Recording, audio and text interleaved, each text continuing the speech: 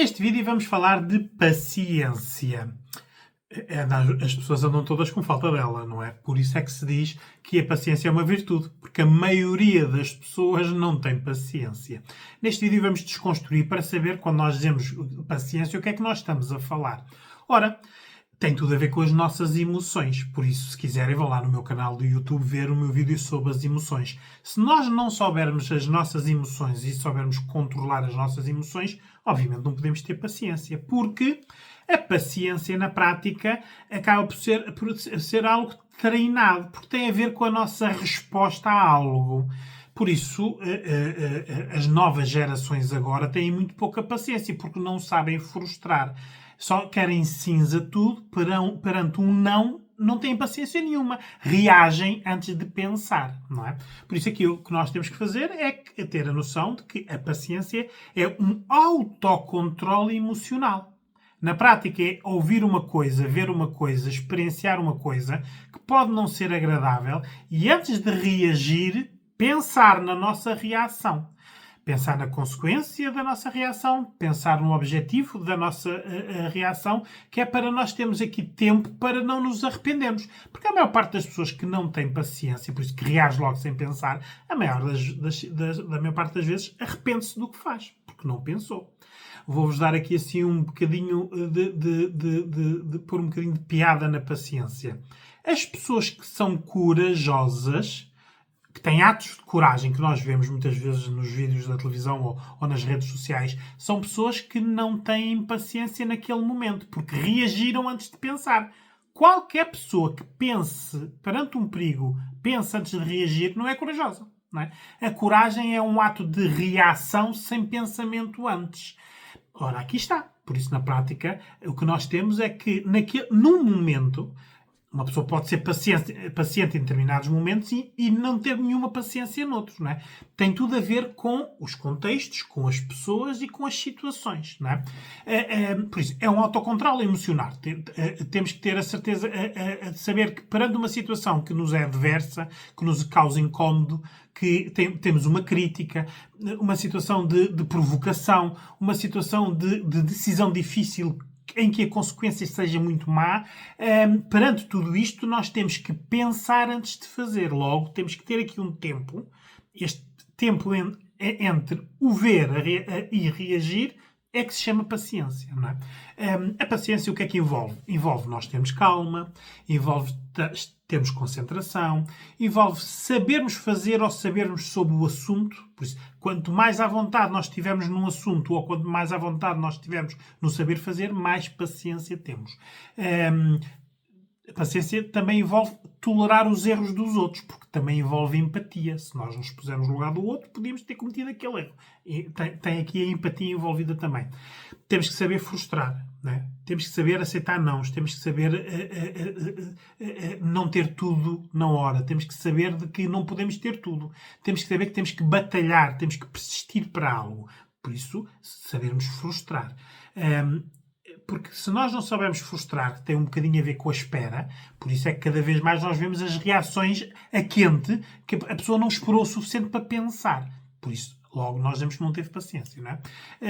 Esperar esta resposta e o estímulo, este tempo de espera que é a tal paciência. Nós aqui em Psicologia Clínica, quando temos pessoas que têm esta problemática na sua vida, o que é que nós fazemos, não é? Em Psicologia? Treinamos as emoções das pessoas. Não é? Primeiro, temos que lhes ensinar muitas emoções, porque elas podem saber o que é, já terem sentido e experienciado, mas não associarem que aquela reação, se reagir assim, ela ou ele pode ser prejudicado por estar a ter aquela reação, aquela emoção. E depois, realmente, nós sabemos que nós somos seres emocionais. Sendo seres emocionais, nós não estamos sempre nos mesmos estados de humor, não estamos sempre nos mesmos estados de cansaço ou descanso, não estamos sempre rodeados de pessoas positivas, não estamos sempre, não conseguimos atingir sempre os nossos objetivos, por isso nós vamos, mediante isto, reagindo, tendo as nossas emoções. Não é? Por isso, em psicologia, nós trabalhamos as emoções das pessoas. Depois, treinamos as respostas e a reação. Há profissões, lembro-me de repente dos médicos, dos polícias, dos bombeiros, dos militares, que treinam as suas reações para determinados momentos. Porque em determinados momentos têm que ter aquela reação. Ora, isto envolve treino. Nós não somos militares, nem médicos, nem polícias, mas nos nossos dia-a-dia temos filhos que nos podem tirar do sério, temos parceiros ou parceiras que não nos respeitam ou que não sabem, ultrapassam os limites, temos pais e mães que nos diminuem ou que de repente nos diferenciam com outros irmãos. Destas reações todas, nós temos que treinar isto para sabermos a reação a ter. Um despedimento, um divórcio, uma morte, um luto. Nós não sabemos reagir a isto porque quem nunca o teve, não sabemos a reação. Por isso temos que treinar. Não é? Por isso a psicologia serve para nós, antes de algo acontecer, treinarmos uma reação para quando acontecer, a reação é aquela. Por isso entramos em automático com algo que já treinamos. Não é? E depois também temos que, em psicologia, ressignificar muitas vezes como é que a pessoa percebe a ameaça ou a crítica.